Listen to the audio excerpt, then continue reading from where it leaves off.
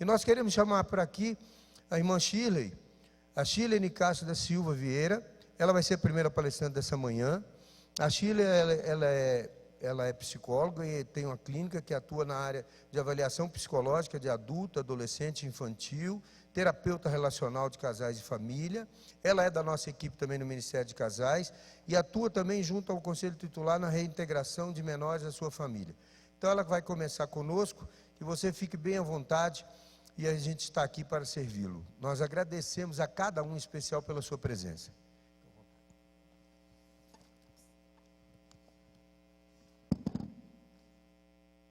Bom dia. Como a gente está longe, né? Diferente de vocês daqui.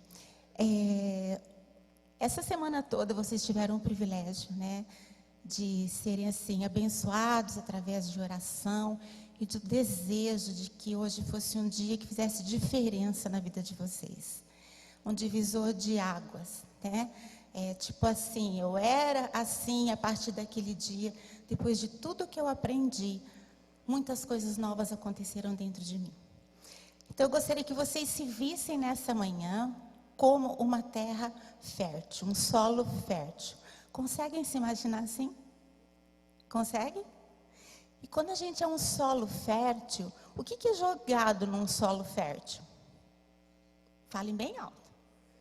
Sementes, né? Então, nesse dia, nessa manhã, agora nós vamos começar declarando que tipo de semente você gostaria que fosse lançado no seu coração. Eu sugeriria assim, a semente da sabedoria, a semente da alegria, a semente do discernimento. Me ajudem. Hã? Falem alto.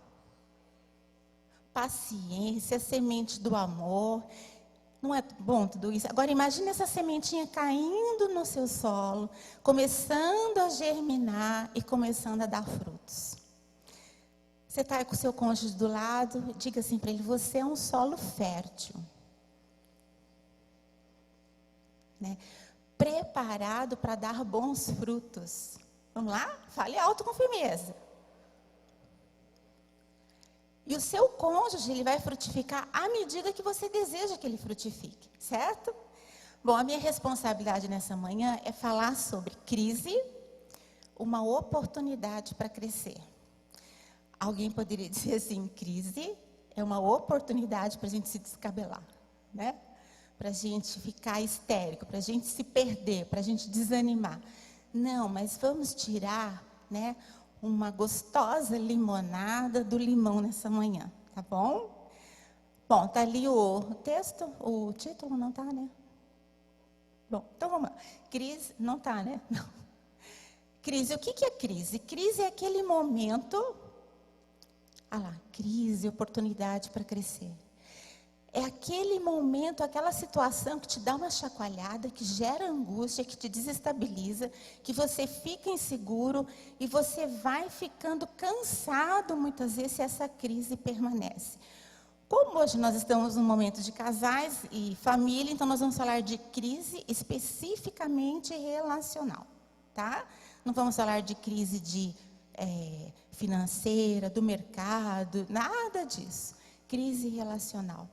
Então, é aquele momento que você começa a ser chacoalhado no meio da tua família, que começa a te angustiar, que começa a cansar.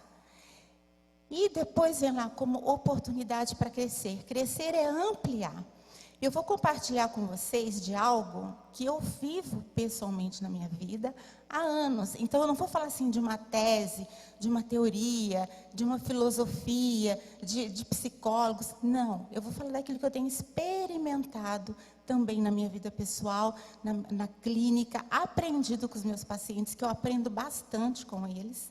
Né? Às vezes eu fico olhando e falo assim, nossa, isso eu não sabia que acontecia ainda com uma pessoa. Daí eu chego em casa, vou estudar sobre aquilo, então a gente aprende muito. E eu tenho aprendido na minha vida pessoal, que quando aparece uma situação difícil, eu me determino a sair melhor do que o que eu entrei naquela situação. E uma crise, o importante é você começar a fazer um diagnóstico. Aí você pega aquela situação que está te incomodando e com certeza é a situação que vai fazer você chegar aonde você deseja ser como pessoa. Como assim, Shirley? Como que uma crise pode me levar a ser aquilo que eu gostaria de ser? É onde você vai descobrir o teu grande potencial. É onde você vai descobrir aquilo que você precisa abrir mão do seu ser. Porque o ser humano nasce doidinho, gente. Doidinho. Tá? Pega uma criança. Quantos aqui estão com filhos pequenos? Bastante. Tem um monte de brinquedo na sala. Um monte. Aí tem uma tomadinha lá na parede. Onde é que ele vai? Na tomada. Aí você dá um quadro de giz para ele desenhar. Aí ele pega aquele giz, para onde é que ele vai? Para a parede. É uma bênção, né? Então, assim, tudo que não pode, o que a criança faz? Ela vai fazer. Então, precisa ensinar o que é errado para a criança? Não. Então, assim, nós nascemos doidinhos, tá? Aí, papai, mamãe, né, e a sociedade vão começando a nos ajustar, a nos centrar. Quando uma crise se instala na sua vida, é porque algo da sua doidice ainda precisa ser ajustado. Entendeu? Vou dar um exemplo prático para vocês. A criança faz todas essas artes aí. O adulto, quando tira a carteira de motorista, tem a lei lá, proibido usar celular enquanto você dirige. O que os adultos fazem na maioria das vezes? Passa a mensagem, bota o aparelho no viva voz, entra um barulhinho, já fica olhando. Tudo insanidade, gente, por incrível que pareça. Porque olha quantos problemas pode acontecer por uma desobediência dessa. Então a gente cresce e as doidices continuam. E a gente precisa continuar sendo ajustado. Então a crise no teu casamento hoje, seja ela qual for, é o momento de você parar e traçar um diagnóstico. Por que eu estou passando por essa situação? A probabilidade é que ainda existe uma área na sua vida que você está no estágio da mediocridade. O que é mediocridade? É aquele nível que você se encontra, onde você não avançou ainda e que está te atrapalhando para você evoluir como pessoa e que você não precisa daquilo. Tem lugar aqui na frente, tá? Se for chegando gente, tem lugar aqui. Bom, então a crise chega, é momento de você fazer um diagnóstico da sua pessoa. É fácil a gente fazer diagnóstico do nosso cônjuge.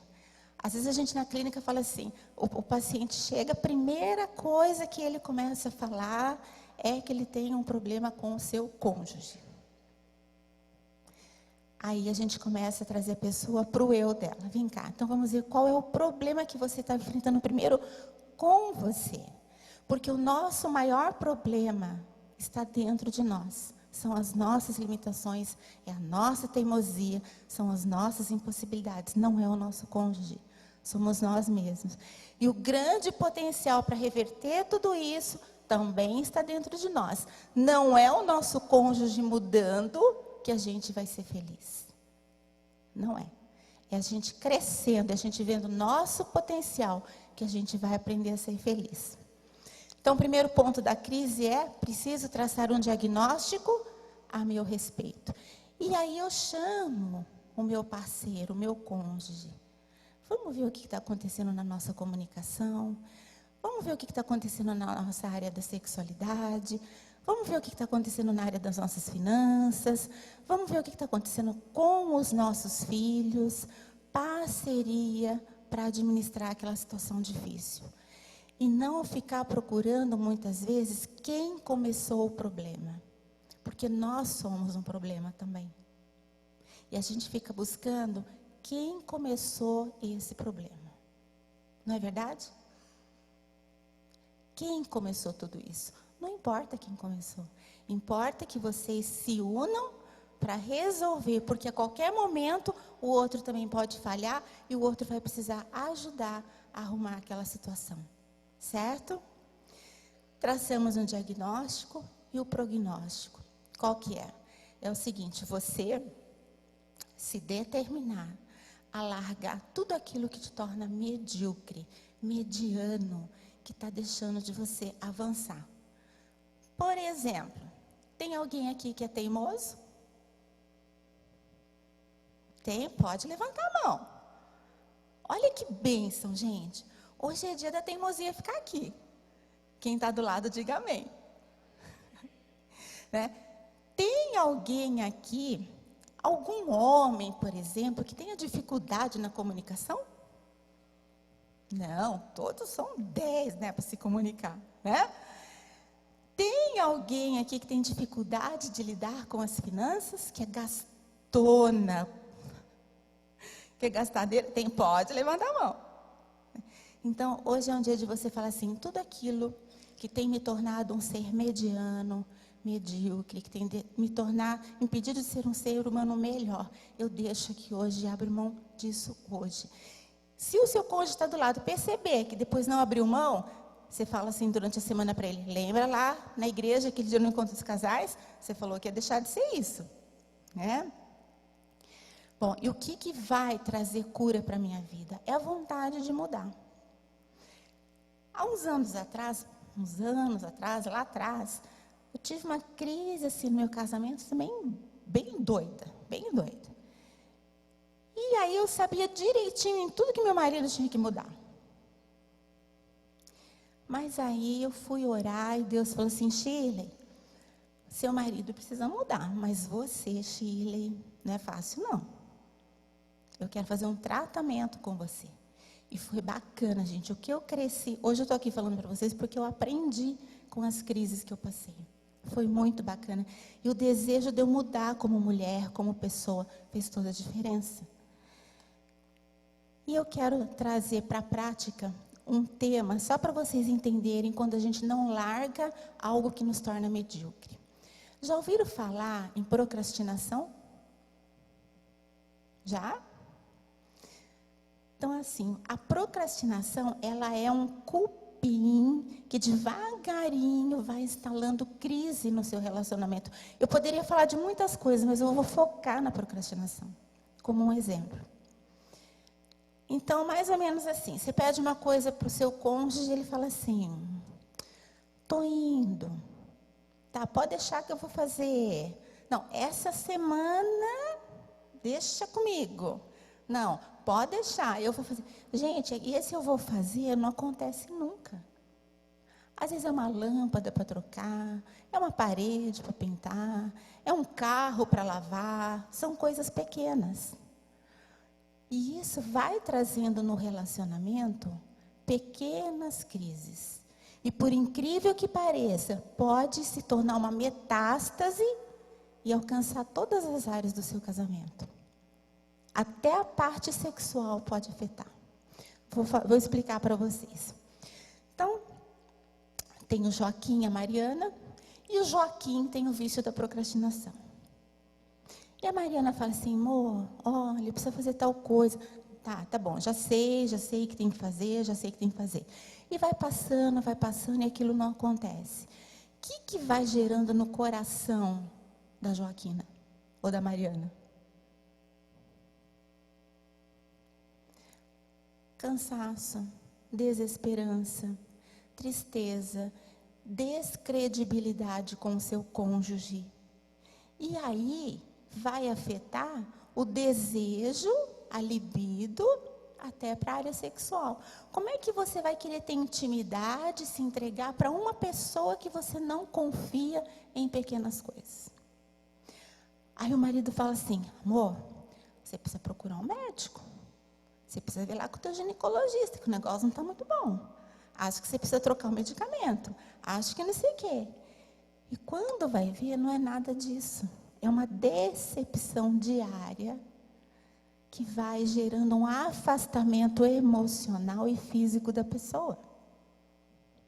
Então, é muito sério. E aí, a procrastinação, para aquele que tem esse vício, esse hábito, é um mecanismo de autossabotagem, porque é uma pessoa que vai ficando sem credibilidade. Não é verdade?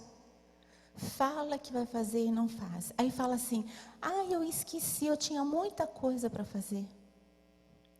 E aí a outra pessoa escuta aquilo, entende aquilo como, puxa vida, mas o que eu estou pedindo também não é importante?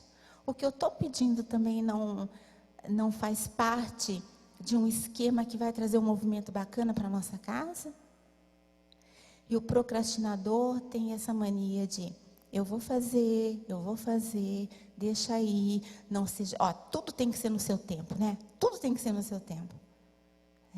Então, se você tem essa deficiência, adquiriu esse hábito de sempre falar, depois eu faço, depois eu vejo, depois, deixa aqui hoje. Porque isso desencadeia uma metástase e até no teu trabalho você é afetado por isso. E aí, como é que a gente vai se comportar quando a gente precisa largar um hábito? A gente precisa do nosso cônjuge para nos alertar, vocês concordam? Não precisa? De um espelho? E aí, se o cônjuge fala assim, já está você procrastinando de novo. Aí você se arrepia e fala assim, não, isso não é procrastinação. Não é. Isso aqui é porque realmente não deu tempo e você começa a se desculpar. Você só vai evoluir como pessoa se você parar de justificar os seus erros e abrir mão deles. Quando a gente erra, a gente precisa parar, ver o erro e dizer assim, eu quero abrir mão dessa deficiência porque isso me impede de ser uma pessoa melhor. Quantas vezes a gente ouve assim, você me conheceu assim. Você sabia que eu era assim. Gente, essa é a frase mais triste que tem num relacionamento. Porque se você conheceu aquela pessoa com um defeito e deficiência, e depois de alguns anos aquilo permanece, o que aconteceu com essa pessoa? Ela não cresceu, ela não evoluiu, e tudo evolui. Os carros evoluem, máquina de lavar roupa, os modelos vão evoluindo, e você como ser humano precisa evoluir. Se você olhar para trás, e hábitos antigos, negativos que você tinha, permanecem no presente, tem algo errado com você. Isso vai desencadear uma hora ou outra uma crise. Eu queria contextualizar para vocês um casal muito conhecido, acho que de todos. José e Maria. Quem conhece que José e Maria, mãe de Jesus? Conhece a história deles? Que casal joia, que casal 10. Vamos caminhar um pouquinho com eles. José era carpinteiro, casa com Maria. E aí, acho que ele estava construindo a casa dele, lá, fazendo a cama, os móveis, e não leva Maria para casa ainda, não consome o casamento. E Maria está lá na casa, acho que na casa dos pais dela. E ele, de repente, ele vai lá, conversa com Maria, toma um lanchinho com Maria. Aí começa a ver Maria meio que engordar, né, ficar barrigudinha, as pernas meio cheinhas, fala assim, uai, o que aconteceu com Maria? Eu nem frequentei a área de lazer aí, de repente Maria está, né, gravidinha. Mas aí ele teve uma intenção de fugir para não difamar Maria. E aí um anjo vem, conversa com ele, fala, não, o que está em Maria é obra minha. Aí ele abraça Maria, leva para sua casa e caminha aqueles 9 meses até 1 ano sem acessar a intimidade de Maria. Então a gente percebe aí um homem com extremo respeito pela esposa. Porque fala sério, gente, um homem casar, sabendo que a esposa é virgem, ficar 1 ano esperando para consumar o casamento. Às vezes o homem fica 1 semana, né? Sem ter intimidade com a esposa, ele já fica inconformado, ele fica indignado, ele fica irritado. Agora pense em José. Ele enxergava Maria como uma pessoa, né? Como uma companheira, alguém que podia acrescentar a vida dele como pessoa e não necessariamente fisicamente. Um homem que é capaz de ir além, né, da performance física, enxergar o coração da pessoa que está com ele. E aí, chega a época do censo, ia ter votação, vamos pensar assim, e José e Maria têm que ir lá votar. Gente, Maria estava no 8º para o 9º mês de gestação. O que Maria fez? Ela ficou na casa da mãe ou ela foi junto? Foi junto.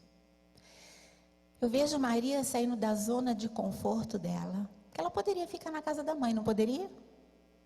Eu ficaria, gente. Fala sério. Viajar num jumentinho com 8 meses de gestação? Qual é a mulher aqui que faria isso? Se o maridão falasse assim, amor, não abro mão não, você vai comigo, nós vamos lá de moto, de jumentinho, nós vamos junto. Quem aqui falaria assim, amor, estou com você, vou nessa? Não. Então, a crise, ela vai nos tirar do conforto para a gente crescer.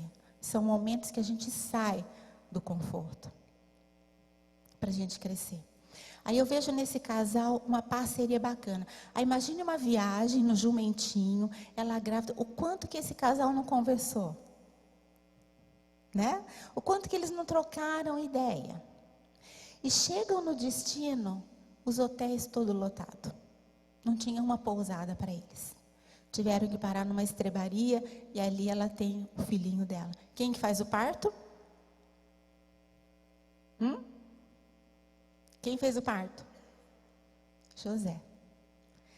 Pense no tanto de história que esse casal tinha para contar. Para rir depois, para compartilhar. E aí eu fico pensando nos casamentos de hoje, que tudo o conforto precisa estar presente. A gente não pode ser incomodado por nada.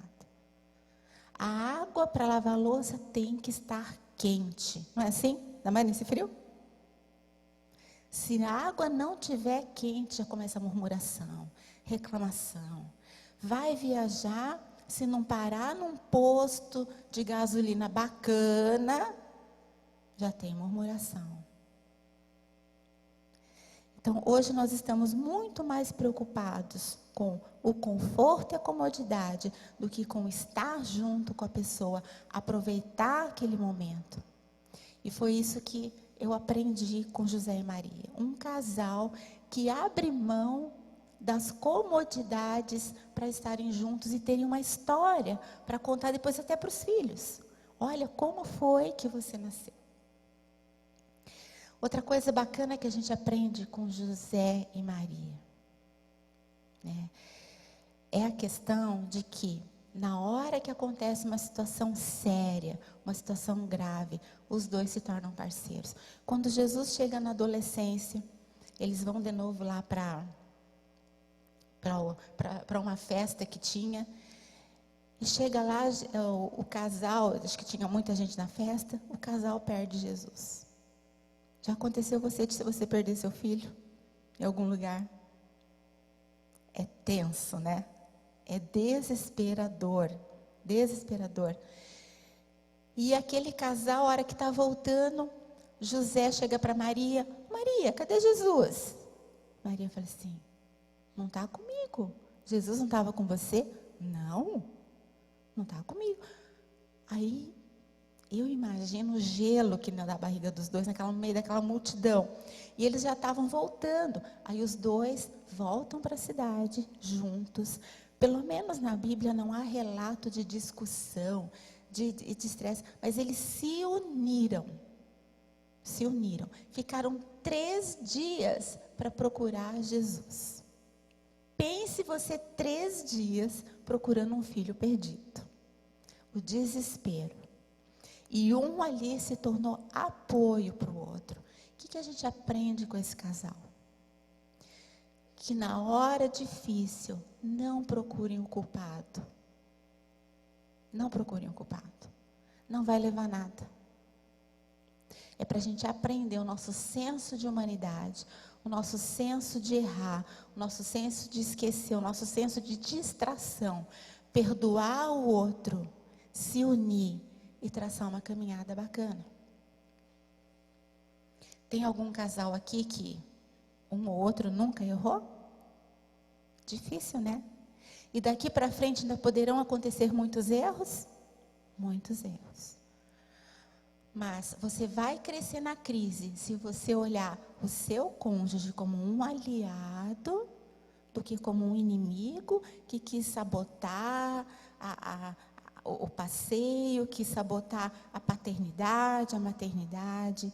E esse exemplo é muito lindo, que a gente aprende com José e Maria.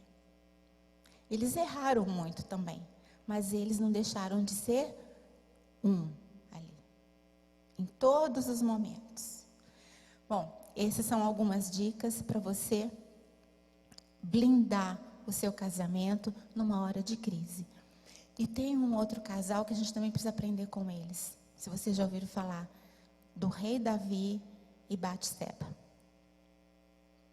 né? Davi era um rei e ele cobiçou uma mulher que ele não deveria, porque aquela mulher já era casada.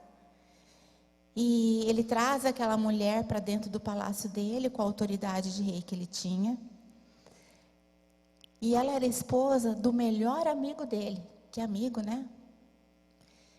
E aí o Urias, que era esposo de Batseba, estava na guerra. Ele traz Batseba para dentro do palácio, tem relações sexuais com Batseba e Batseba engravida. Nisso Urias está na guerra, Urias volta da guerra e ele, com medo que Urias descobrisse que ele tinha tido relações com sua esposa, ele pensa em matar Urias de alguma forma. E realmente Urias é morto na guerra. E Davi traz Batseba para o palácio. Só que o que acontece? Aquele bebezinho daquele relacionamento adoece e morre. E Davi chorou, porque o bebê morreu. Mas aí ele é confrontado com os erros dele, ele se arrepende amargamente do que ele fez. E quando ele recebe a notícia que o bebezinho morreu, ele lava o rosto, ele troca suas vestes, ele se levanta, abraça Batseba e diz assim: vamos continuar, vamos caminhar. E aí eles fizeram um outro bebezinho. Essa parte, eu queria deixar um versículo bíblico aqui com vocês, que está lá em Filipenses, que é o seguinte: a gente precisa aprender a deixar as coisas ruins, erradas lá atrás. E começar a aprender a se dar uma nova oportunidade, apesar dos erros que foram cometidos lá atrás.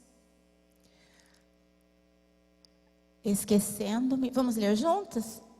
Esquecendo-me, avançando para as que estão adiante. Vai adiantar a gente ficar falando se? Não. Mas vai adiantar se vocês fizerem aquilo, o diagnóstico. Olha, isso aqui nós pecamos, nós erramos, mas vamos avançar. Vamos tentar mais uma vez. Vamos tentar mais uma vez. E uma coisa que eu queria muito que vocês deixassem entrar no coração de vocês é a esperança. Apesar de tudo que já aconteceu, muitos aqui estão no início, alguns já têm uma caminhada, outros estão há anos na caminhada. Mas às vezes, coisas que aconteceram lá atrás estão ainda bombando no seu coração, impedindo você de pegar na mão do seu cônjuge com firmeza, audácia e dizer assim: vamos prosseguir, nós podemos, nós conseguimos. E quando você tem filhos, que seus filhos olham para você e vê isso, você gera esperança no coração deles. Você anima os seus filhos. Então, eu queria que vocês deixassem gravado aquele versículo. Eu preciso aprender a deixar para trás as coisas que não edificam, as coisas que não servem mais para o momento de hoje. Porque se eu ficar trazendo o passado para o presente, o que eu vou ter no futuro? O meu passado. Não é? Eu vou escrever de novo o meu passado. Então, olhe para o seu cônjuge e diz assim: vamos aprender a deixar o passado lá atrás. Fala aí. E o passado pode ser agora de manhã já. De repente você estava vindo para cá, já gerou um estresse, deu um piti, chegaram aqui de bico, né? Assim, nossa, que dia para ir para o encontro de casais, justo hoje. Já chegaram aqui azedo, né? Deixa o hoje de manhã para trás. Vamos começar. Se permita recomeçar. Acredite em você. Você é um jardim, né? Que pode ter sementes boas dentro de você, germinar coisas boas. E o seu cônjuge tem a responsabilidade de lembrar você das sementes boas que podem germinar aí de dentro. Certo? Aprender a conversar, aprender a trocar ideia, aprender a olhar nos olhos na hora que está conversando.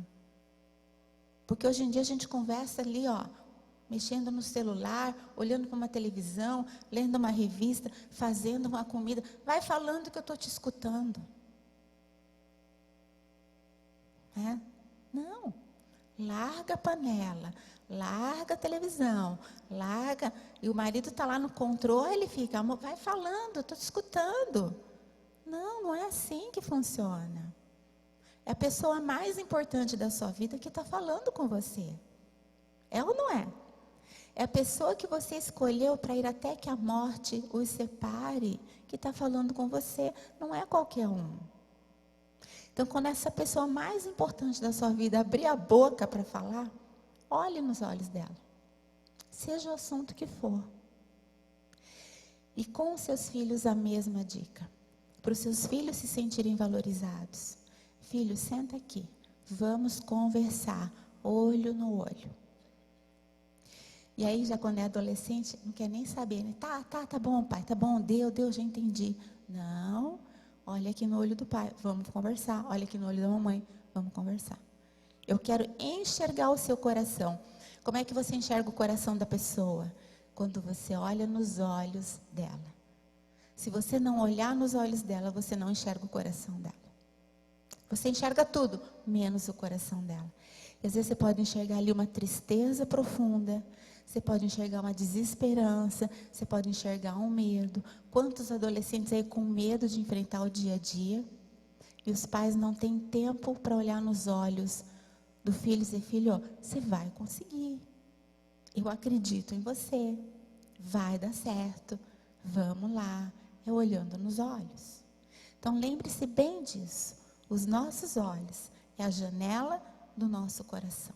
Não tem outra maneira de você acessar o coração da pessoa. Não é nem falando às vezes.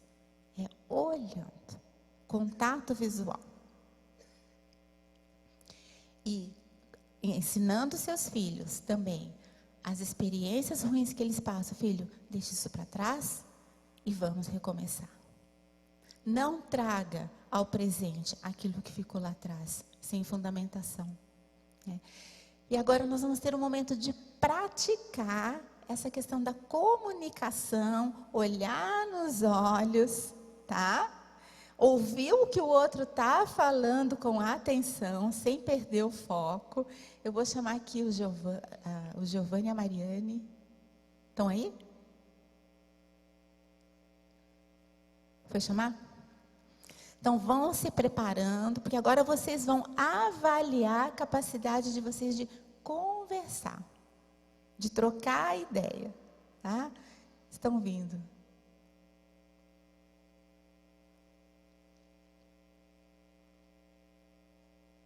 Vamos exercitar um pouquinho. Fique de pé.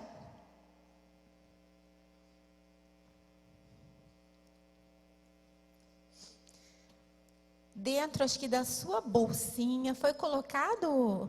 Foi? Dentro da sua bolsinha, tá? Tem várias coisas. Mas você vai pegar uma especial, que é um pacotinho, que tem 2 barbantinhos. Vamos lá.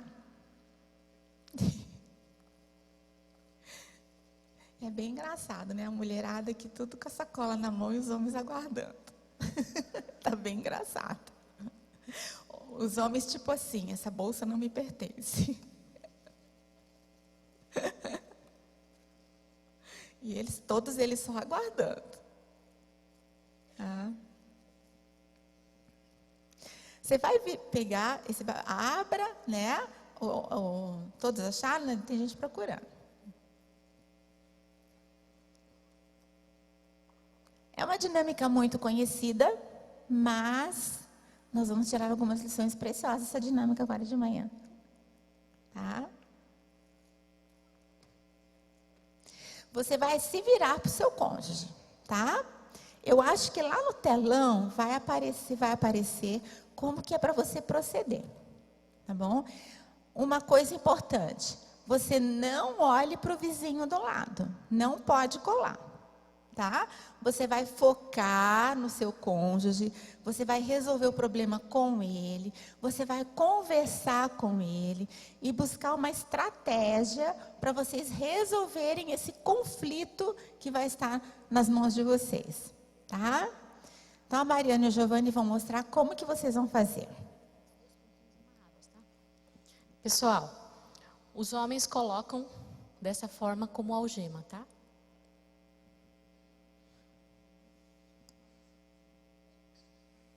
As mulheres põem num braço. Segura aqui pra mim. Segura um pouquinho pra mim. Passa por cima. E coloca outra ponta. Olha como ficou, gente. Perceberam o que é isso aí? Deu certo aí? Deu? Agora vocês vão ter que sair daí sem tirar do pulso. Se tiver muito apertado, saiam para os corredores, tá? Aproveitem para conversar, trocar ideias, né?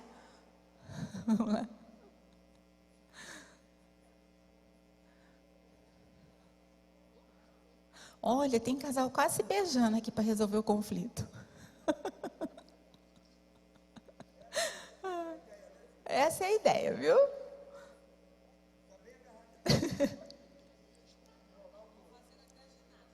Nossa, tem um aqui que está fazendo até, como é que fala? Pilates.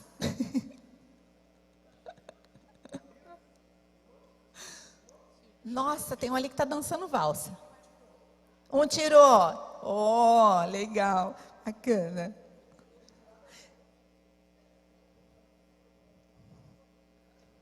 Nossa, tem um aqui na frente que está dando um nó no outro.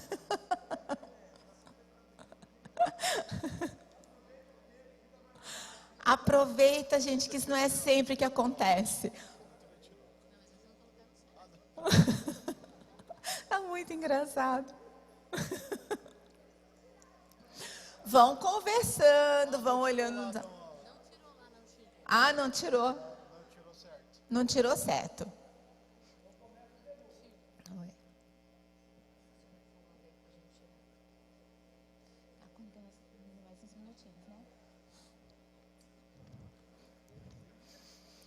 Olha, tá parecendo mais um curso de aula de dança isso aqui.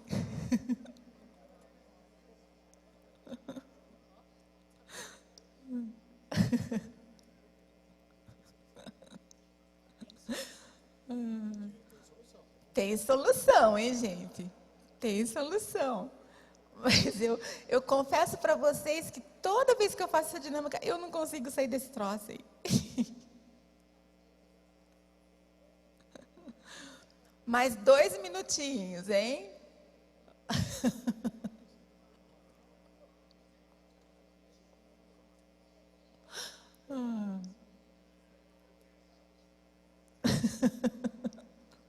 O primeiro que conseguir vai ganhar um prêmio, hein, Chile? O primeiro que conseguir vai ganhar um prêmio. É, o primeiro que conseguir. Falta 2 minutos. 2 minutos.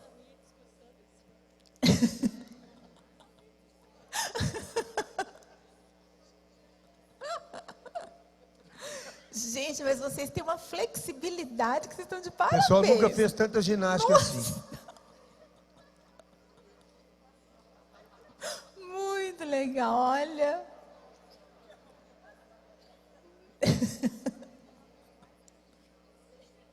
Deu. Vamos lá, Mariane, vamos mostrar. Olha lá, Giovanni e Mariane. Olha prestem aqui, pessoal. atenção. Preste atenção. Olha Ninguém aqui conseguiu. O que a Mariane e o Giovanni vão fazer? Olha lá. Olhem bem.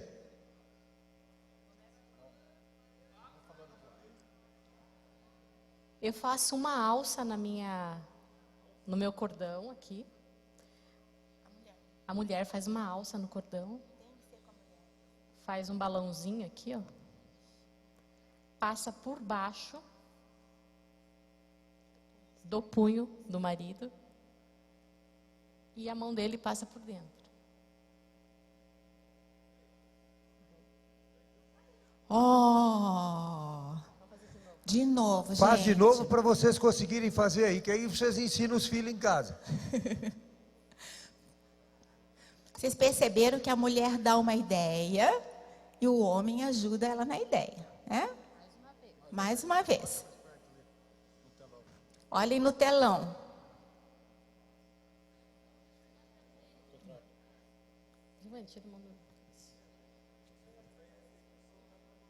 Não, aí você... Oh!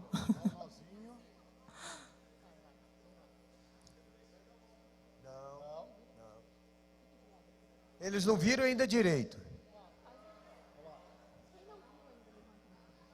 Quem não viu ainda, levanta a mão. Nossa! Gente, ó, faz uma alça aqui em cima, faz um lacinho aqui em cima, só junta eles, né? Continua, ó. Só faço isso aqui, ó. Tá? Passo por dentro do punho embaixo e ele encaixa a mão aqui em cima. Perceberam agora? Vamos tentar mais uma vez, olha lá. Vamos lá.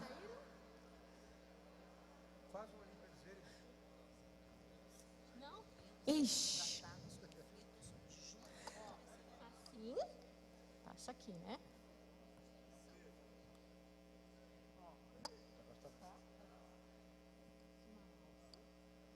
Passo por aqui, por baixo e passo a mão dele dentro.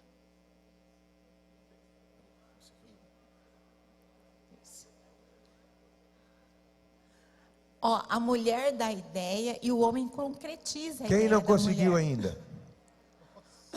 Vários já conseguiram, que bom. Então, Na hora do pessoal, almoço vocês continuam. pessoal, tira mais uma vez, então vamos fazer tudo de novo. O homem coloca como algema, que nem o Giovanni colocou. Certo? Eu passo por cima e encaixo a minha mão. Certo? Agora, eu faço uma alça aqui, ó. Só junto os barbantes. Passo por baixo do punho dele. E a mão dele passa por dentro dessa alcinha que eu fiz.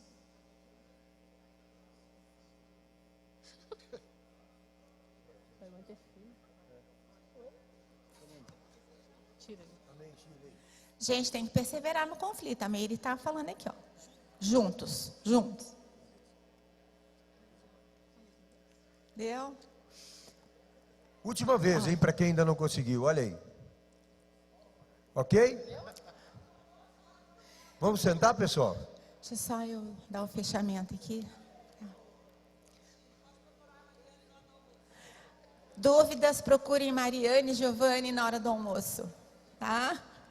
Olha.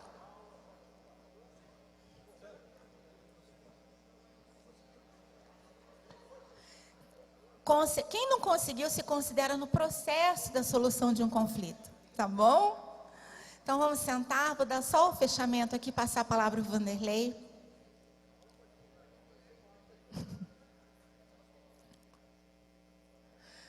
Olha, essa dinâmica, basicamente assim, para vocês aprenderem e ensinarem para os filhos de vocês. A família precisa aprender a trabalhar em equipe. Faz toda a diferença. Considere a sua família uma equipe. É uma equipe. E às vezes a gente precisa aprender a trabalhar em equipe. Né? Para encerrar, vou dar só um pequeno testemunho. Há uns anos atrás, nós tínhamos um grande desafio financeiro. Mas um grande para a nossa realidade. E aí eu fiquei pensando, porque eu, para ter ideia, sou uma bênção. Mas para executar, é minha my love que executa. E nós tínhamos um desafio financeiro. E tínhamos um ano para cumprir aquele desafio. Eu fiquei pensando, gente, eu tenho minha clínica, minha agenda é limitada nos horários, não tem como aumentar o horário, agenda. O meu marido tem a carteira de clientes dele e tal. Aí me veio uma ideia, porque na época estava em alta a história do tal do cupcake. E eu tive a ideia assim, gente, eu vou fazer cupcake para vender. Ninguém acreditava em mim, porque dizem que eu não tenho jeito para cozinhar. Mas eu fui aprender. Eu falei, eu vou aprender a fazer. Aí eu tinha uma paciente que estava fazendo, eu falei assim, vem cá, 5 minutos aí do final da consulta, me dá as dicas do cupcake que você faz. Ela deu.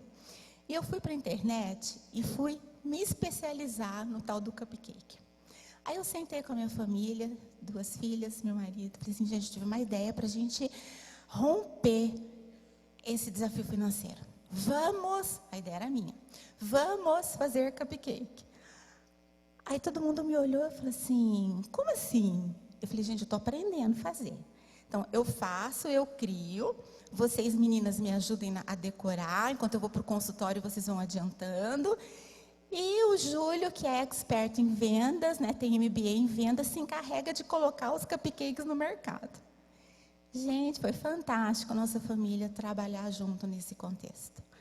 Porque eu acordava mais cedo, deixava adiantado, ia para o consultório, daí quando eu voltava à noite do consultório, eu fazia a decoração e tal. Enfim, a gente começou a fabricar esses cupcakes e daí a gente fazia média, eu fazia média de 140 por dia, daí no final de semana dava quase 700 cupcakes, no mês dava mais de 2.000 cupcakes, enfim, foi um momento que a família se uniu em prol de um desafio. Cada um colocando seus dotes, suas possibilidades para vencer e romper aquele desafio. Mas a gente precisou trabalhar em equipe. Faz toda a diferença quando você valoriza o potencial e a capacidade de cada um. E foi muito bacana. Depois de um ano, cumprimos um compromisso e paramos com a fábrica de cupcake, porque estava todo mundo desbudegado e cansado, né? Mas foi assim, um tempo de muita alegria, a gente se divertia muito, a gente criava junto. Então, pegue a sua família e contextualize no seguinte sentido: somos uma equipe para colocar os nossos dons, as nossas riquezas para fora e vencer todos os desafios. Amém?